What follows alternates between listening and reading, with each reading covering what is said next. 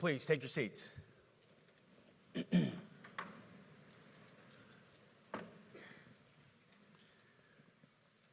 Well, Mr. Chairman, the Joint Chiefs, generals, admirals, commanders, officers, senior enlisted, NCOs, enlisted, and every member of our American military, good morning.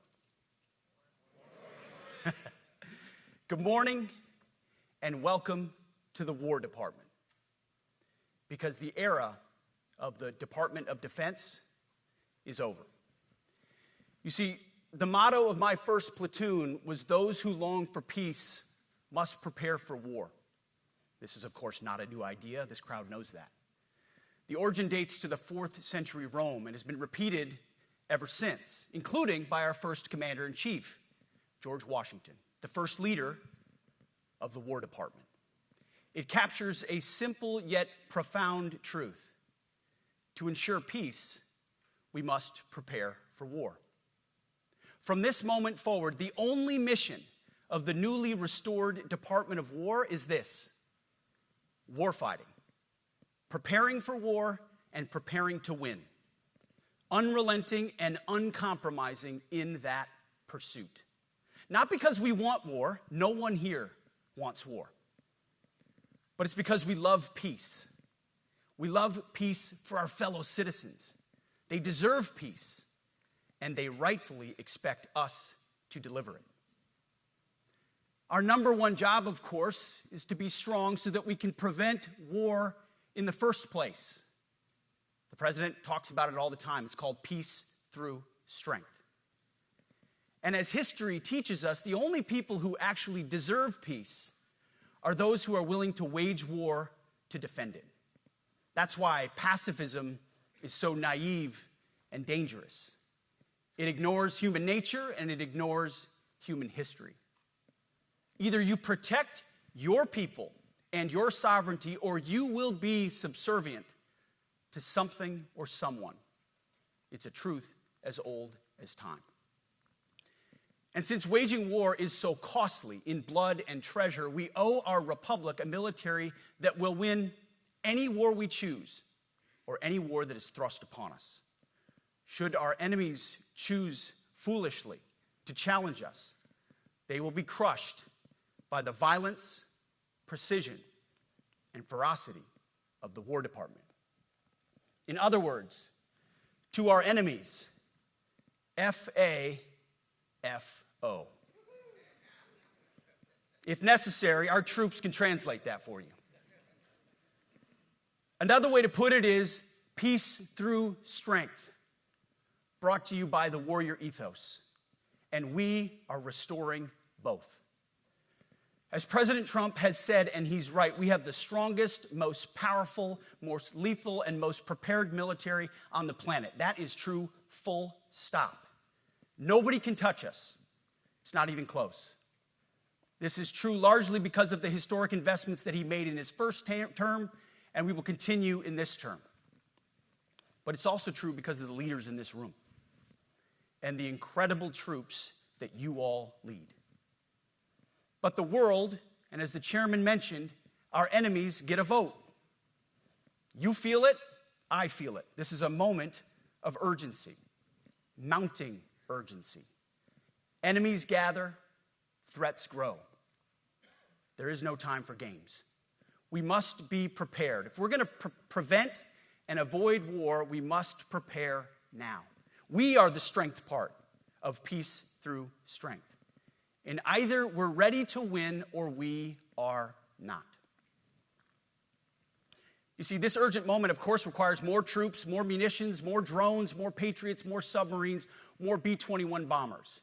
It requires more innovation, more AI in everything and ahead of the curve, more cyber effects, more counter-UAS, more space, more speed. America is the strongest, but we need to get stronger and quickly. The time is now, and the cause is urgent.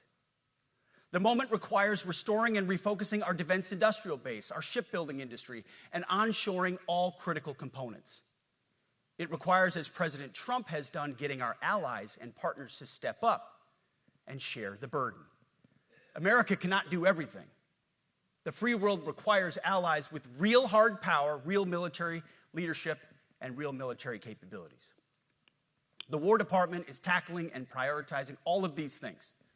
And I'll be giving a speech next month that'll showcase the speed, innovation, and generational acquisition reforms we are undertaking urgently. Likewise, the nature of the threats we face in our hemisphere and in deterring China is another speech for another day, coming soon. This speech today, as I drink my coffee, this speech today is about people, and it's about culture. The topic today is about the nature of ourselves. Because no plan, no program, no reform, no formation will ultimately succeed unless we have the right people and the right culture at the War Department. If I've learned one core lesson in my 8 months in this job, it's that personnel is policy. Personnel is policy. The best way to take care of troops is to give them good leaders committed to the warfighting culture of the department.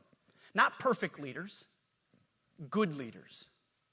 Competent, qualified, professional, agile, aggressive, innovative, risk-taking, apolitical, faithful to their oath and to the Constitution. Eugene Sledge, in his World War II memoir, wrote, quote, "War is brutish, inglorious, and a terrible waste.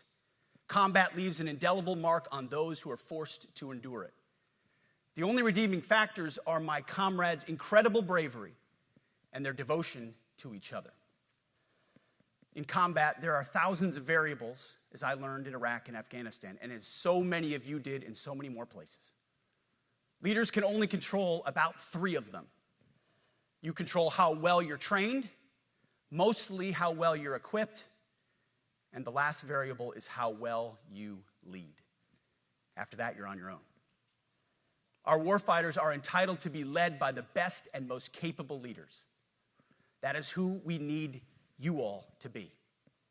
Even then, in combat, even if you do everything right, you may still lose people because the enemy always gets a vote.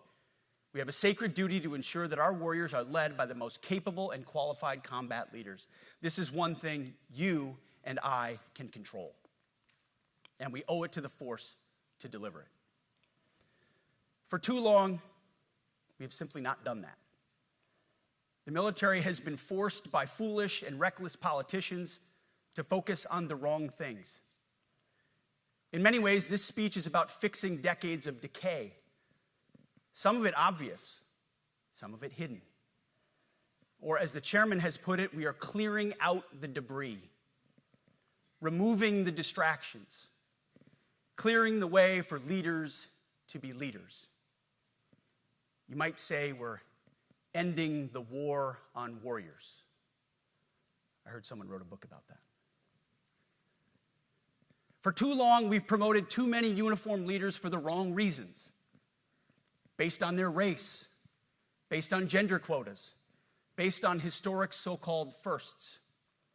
We've pretended that combat arms and non-combat arms are the same thing.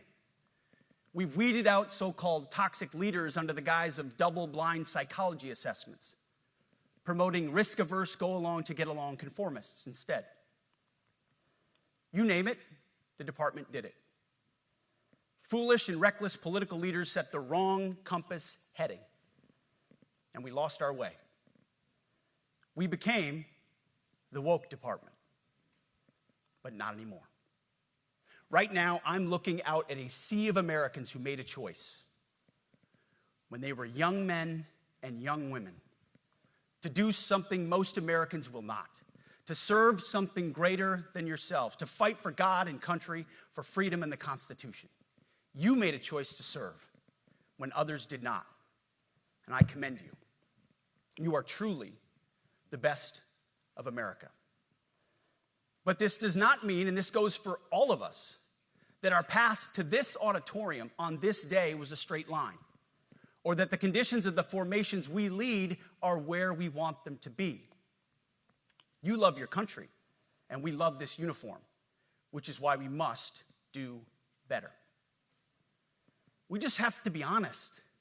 We have to say with our mouths what we see with our eyes, to just tell it like it is in plain English, to point out the obvious things right in front of us. That's what leaders must do.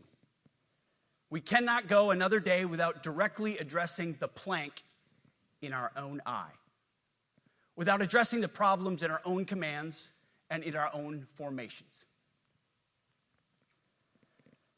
This administration has done a great deal from day one to remove the social justice, politically correct, and toxic ideological garbage that had infected our department, to rip out the politics. No more identity months, DEI offices, dudes in dresses. No more climate change worship. No more division, distraction, or gender delusions. No more debris. As I've said before, and will say again, we are done with that shit. I've made it my mission to uproot the obvious distractions that made us less capable and less lethal. That said, the War Department requires the next step. Underneath the woke garbage is a deeper problem, and a more important problem that we are fixing and fixing fast. Common sense is back at the White House, so making the necessary changes is actually pretty straightforward. President Trump expects it. And the litmus test for these changes is pretty simple. Would I want my eldest son, who is 15 years old, eventually joining the types of formations that we are currently wielding? If in any way the answer to that is no, or even yes, but, then we're doing something wrong. Because my son is no more important than any other American citizen who dons the cloth of our nation. He is no more important than your son. All precious souls made in the image and likeness of God. Every parent deserves to know that their son or their daughter that joins our ranks is entering exactly the kind of unit that the Secretary of War would want his son to join. Think of it as the golden rule test. Jesus said, "Do unto others that which you would have done unto yourself." It's the ultimate simplifying test of truth. The new War Department golden rule is this: do unto your unit as you would have done unto your own child's unit. Would you want him serving with fat or unfit or undertrained troops? Or alongside people who can't meet basic standards? Or in a unit where standards were lowered so certain types of troops could make it in? In a unit where leaders were promoted for reasons other than merit, performance, and warfighting? The answer is not just no, it's hell no. This means at the War Department, first and foremost, we must restore a ruthless, dispassionate, and common sense application of standards. I don't want my son serving alongside troops who are out of shape, or in combat unit with females who can't meet the same combat arms physical standards as men, or troops who are not fully proficient on their assigned weapons, platform, or task, or under a leader who was the first, but not the best.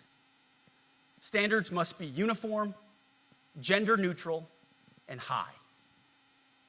If not, they're not standards. They're just suggestions. Suggestions that get our sons and daughters killed. When it comes to combat arms units, and there are many different stripes across our joint force, the era of politically correct, overly sensitive, don't hurt anyone's feelings leadership ends right now. At every level, either you can meet the standard, either you can do the job, either you are disciplined, fit, and trained, or you are out. And that's why today, at my direction, and this is the first of 10 Department of War directives that are arriving at your commands as we speak and in your inbox.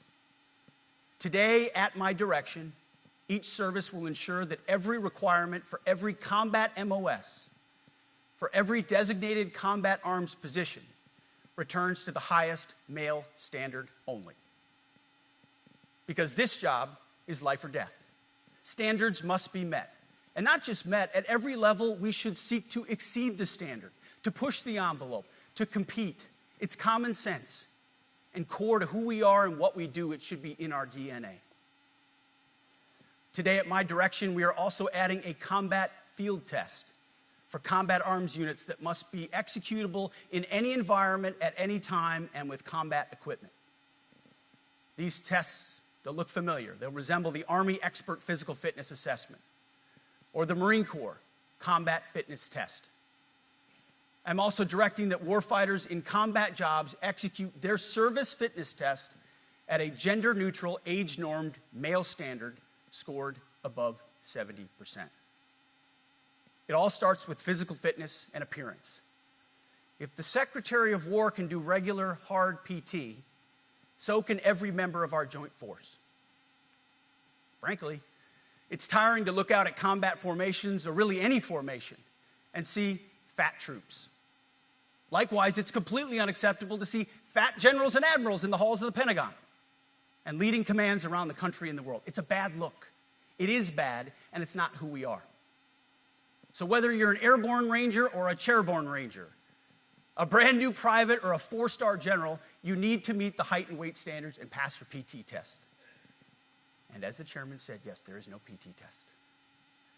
But today, at my direction, every member of the joint force at every rank is required to take a PT test twice a year, as well as meet height and weight requirements twice a year, every year of service.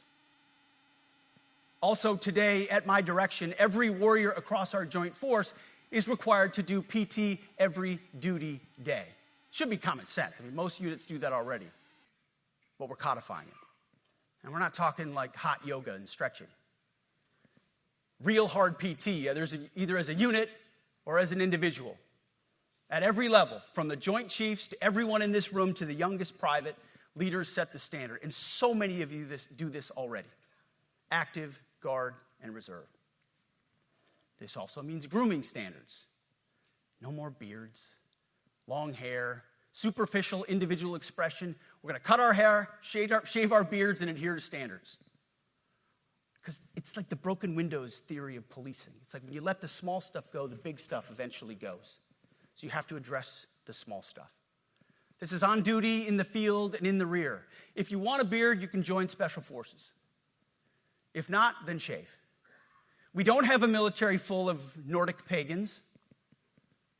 But unfortunately, we have had leaders who either refuse to call BS and enforce standards, or leaders who felt like they were not allowed to enforce standards. Both are unacceptable. And that's why today at my direction, the era of unprofessional appearance is over. No more beardos. The era of rampant and ridiculous shaving profiles is done. Simply put, if you do not meet the male-level physical standards for combat positions, cannot pass a PT test, or don't want to shave and look professional, it's time for a new position or a new profession. I sincerely appreciate the proactive efforts the secretaries have already taken in some of those areas, service secretaries. And these directives are intended to simply accelerate those efforts. On the topic of standards, allow me a few words to talk about toxic leaders. Upholding and demanding high standards is not toxic. Enforcing high standards, not toxic leadership. Leading warfighters toward the goals of high, gender-neutral, and uncompromising standards in order to forge a cohesive, formidable, and lethal Department of War is not toxic. It is our duty, consistent with our constitutional oath. Real toxic leadership is endangering subordinates with low standards. Real toxic leadership is promoting people based on immutable characteristics or quotas instead of based on merit. Real toxic leadership is promoting destructive ideologies that are an anathema to the Constitution and the laws of nature and nature's God, as Thomas Jefferson wrote in the Declaration of Independence. The definition of toxic has been turned upside down, and we're correcting that. That's why today at my direction, we're undertaking a full review of the department's definitions of so-called toxic leadership, bullying, and hazing, to empower leaders to enforce standards without fear of retribution or second guessing. Of course, you can't do like nasty bullying and hazing. We're talking about words like bullying and hazing and toxic. They've been weaponized and bastardized inside our formations, undercutting commanders and NCOs. No more. Setting, achieving, and maintaining high standards is what you all do. And if that makes me toxic, then so be it. Second, today at our direction, we're ensuring that every service, every unit, every schoolhouse, and every form of professional military education conduct an immediate review of their standards. Now, we've done this in many places already, but today it goes across the entire Department of War. Any place where tried and true physical standards were altered, especially since 2015 when combat arms standards were changed to ensure females could qualify, must be returned to their original standard. Other standards have been manipulated to hit racial quotas as well, which is just as unacceptable. This too must end. Merit only. The president talks about it all the time, merit-based. Here are two basic frameworks I urge you to pursue in this process. Standards I call, my staff's heard all about them, the 1990 test and the E6 test. The 1990s test is simple. What were the military standards in 1990? And if they have changed, tell me why. Was it a necessary change based on the evolving landscape of combat? Or was the change due to a softening, weakening, or gender-based pursuit of other priorities? 1990s seems to be as good a place to start as any. And the E6 test. Ask yourself, does what you're doing make the leadership, accountability, and lethality efforts of an E6, or frankly an O3, does it make it easier or more complicated? Does the change empower staff sergeants, petty officers, and tech sergeants to get back to basics? The answer should be a resounding yes. The E6 test, or O3 test, clarifies a lot, and it clarifies quickly. Because war does not care if you're a man or a woman. Neither does the enemy. Nor does the weight of your rucksack, the size of an artillery round, or the body weight of a casualty on the battlefield who must be carried. This, and I want to be very clear about this is not about preventing women from serving. We very much value the impact of female troops. Our female officers and NCOs are the absolute best in the world. But when it comes to any job that requires physical power to perform in combat, those physical standards must be high and gender neutral. If women can make it, excellent. If not, it is what it is. If that means no women qualify for some combat jobs, so be it. That is not the intent, but it could be the result, so be it. It will also mean that weak men won't qualify because we're not playing games. This is combat. This is life or death. As we all know, this is you versus an enemy hell-bent on killing you. To be an effective, lethal fighting force, you must trust that the warrior alongside you in battle is capable, truly physically capable of doing what is necessary under fire. You know this is the only standard you would want for your kids and for your grandkids. Apply the War Department Golden Rule, the 1990 test, and the E6 test, and it's really hard to go wrong. Third, we are attacking and ending the walking on eggshells and zero defect command culture. A risk-averse culture means officers execute not to lose instead of to win. A risk-averse culture means NCOs are not empowered to enforce standards. Commanders and NCOs don't take necessary risks or make tough adjustments for fear of rocking the boat or making mistakes. A blemish-free record is what peacetime leaders covet the most, which is the worst of all incentives. We, as senior leaders, need to end the poisonous culture of risk aversion and empower our NCOs at all levels to enforce standards. Truth be told, For the most part, we don't need new standards. We just need to reestablish a culture where enforcing standards is possible. And that's why today, at my direction, I'm issuing new policies that will overhaul the IG, EO, and MEO processes. I call it the No More Walking on Eggshells policy. We are liberating commanders and NCOs. We are liberating you. We are overhauling an inspector general process, the IG, that has been weaponized, putting complainers, ideologues, and poor performers in the driver's seat. We're doing the same with the equal opportunity and military equal opportunity policies, the EO and MEO at our department. No more frivolous complaints, no more anonymous complaints, no more repeat complainants, no more smearing reputations, no more endless waiting, no more legal limbo, no more sidetracking careers, no more walking on eggshells. Of course, being a racist has been illegal in our formation since 1948. The same goes for sexual harassment. Both are wrong and illegal. Those kinds of infractions will be ruthlessly enforced. But telling someone to shave or get a haircut or to get in shape or to fix their uniform or to show up on time or to work hard, that's exactly the kind of discrimination we want. We are not civilians. You are not civilians. You are set apart for a distinct purpose. So we, as a department, need to stop acting and thinking like civilians and get back to basics and put the power back in the hands of commanders and NCOs. Commanders and NCOs who make life and death decisions. Commanders and NCOs who enforce standards and ensure readiness. Commanders and NCOs who, in this War Department, have to look in the mirror and have to pass the golden rule test.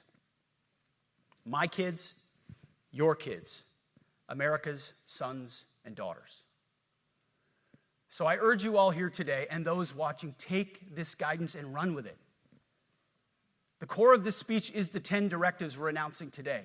They were written for you, for Army leadership, for Navy leadership, for Marine Corps leadership, for Air Force leadership, Space Force leadership. These directives are designed to take the monkey off your back and put you, the leadership, back in the driver's seat. Move out with urgency because we have your back. I have your back. And the Commander-in-Chief has your back. And when we give you this guidance, we know mistakes will be made. It's the nature of leadership. But you should not pay for earnest mistakes for your entire career.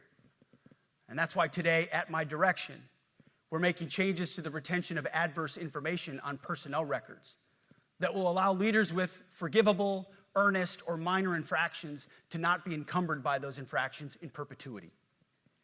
People make honest mistakes, and our mistakes should not define an entire career. Otherwise, we only try not to make mistakes, and that's not the business we're in. We need risk takers and aggressive leaders and a culture that supports you. Fourth, at the War Department, promotions across the Joint Force will be based on one thing: merit. Colorblind, gender-neutral, merit-based. The entire promotion process, including evaluations of warfighting capabilities, is being thoroughly re-examined. We've already done a lot in this area, but more changes are coming soon. We'll promote top-performing officers and NCOs faster and get rid of poor performers more quickly. Evaluations, education, and field exercises will become real evaluations, not box checks, for every one of us at every level. These same reforms happened before World War II as well. General George Marshall and Secretary of War Henry Stimson did the same thing. And we won a world war because of it. As it happens, when he started the job, Chairman Kane gave me a frame and a photo to hang in my office. A matching frame and photo hangs in his.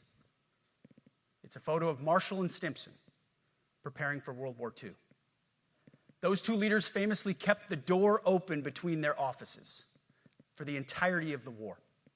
They worked together, civilian and uniform, every single day. Chairman Kane and I do the same.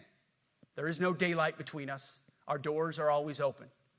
Our job together is to ensure our military is led by the very best, ready to answer the nation's call. Fifth, as you have seen, and the media has obsessed over, I have fired a number of senior officers since taking over. The previous chairman, other members of the Joint Chiefs, combatant commanders, and other commanders. The rationale for me has been straightforward. It's nearly impossible to change a culture with the same people who helped create or even benefited from that culture, even if that culture was created by a previous president and previous secretary. My approach has been simple. When in doubt, assess the situation, follow your gut, and if it's the best for the military, make a change. We all serve at the pleasure of the president every single day. But in many ways, it's not their fault. It's not your fault. As foolish and reckless as the woke department was, those officers were following elected political leadership.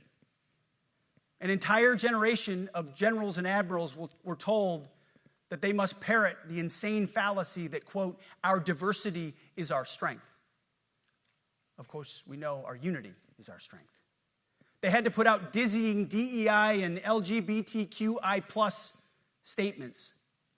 They were told females and males are the same thing, or that males who think they're females is totally normal. They were told that we need a green fleet and electric tanks. They were told to kick out Americans who refuse an emergency vaccine. They followed civilian policies set by foolish and reckless political leaders. Our job, my job, has been to determine which leaders simply did what they must to answer the prerogatives of civilian leadership, and which leaders are truly invested in the woke department, and therefore incapable of embracing the War Department and executing new lawful orders. That's it. It's that simple. So for the past 8 months, we've gotten a good look under the hood of our officer corps. We've done our best to thoroughly assess the human terrain. We've had to make trade-offs and some difficult decisions. It's more of an art than a science. We have been and will continue to be judicious, but also expeditious. The new compass heading is clear.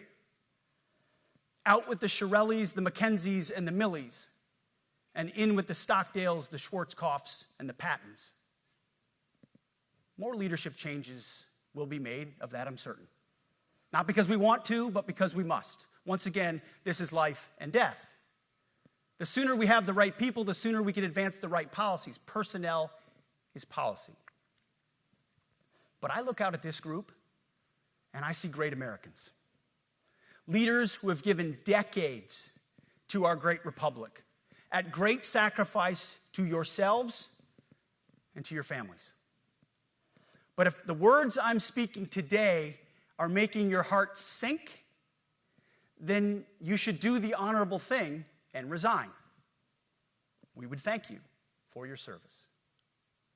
But I suspect, I know, the overwhelming majority of you feel the opposite. These words make your hearts full. You love the War Department because you love what you do, the profession of arms. You are hereby liberated to be an apolitical, hard-charging, no-nonsense, constitutional leader that you joined the military to be. We need you locked in on the M, not the D, the E, or the I, not the DEI or the DIE of dime. By that I mean the M, military, of the instruments of national power. We have entire departments across the government dedicated to diplomatic, informational, and economic lines of effort.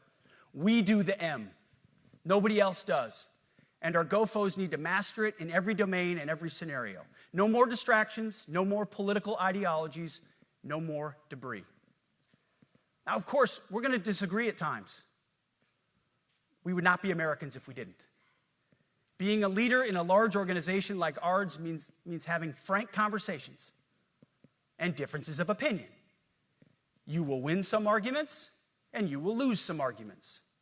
But when civilian leaders issue lawful orders, we execute. We are professionals in the profession of arms. Our entire constitutional system is predicated upon this understanding. Now, it seems like a small thing, but it's not. This includes as well the behavior of our troops online. To that end, I want to thank and recognize the services for their new proactive social media policies. Use them. Anonymous, online, or keyboard complaining is not worthy of a warrior. It's cowardice masquerading as conscience. Anonymous, unit-level social media pages that trash commanders, demoralize troops, and undermine unit cohesion must not be tolerated. Again, O3s, E6s. Sixth, we must train and we must maintain. Any moment that we are not training on our mission or maintaining our equipment is a moment we are less prepared for preventing or winning the next war. That is why today, at my direction, we are drastically reducing the ridiculous amount of mandatory training that individuals and units must execute. We've already ended the most egregious.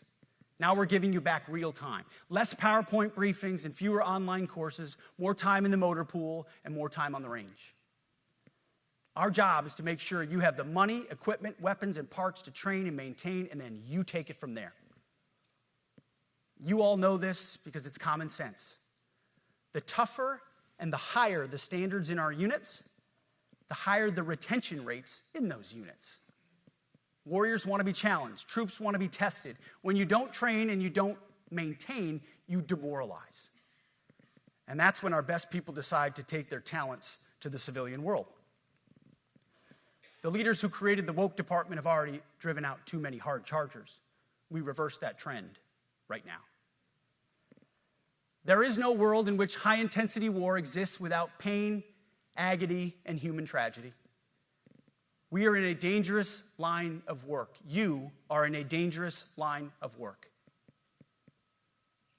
We may lose good people. But let no warrior cry out from the grave, "If only I had been properly trained." We will not lose warfighters because we failed to train or equip them or resource them. Shame on us if we do. Train like your warriors' lives depend on it, because they do.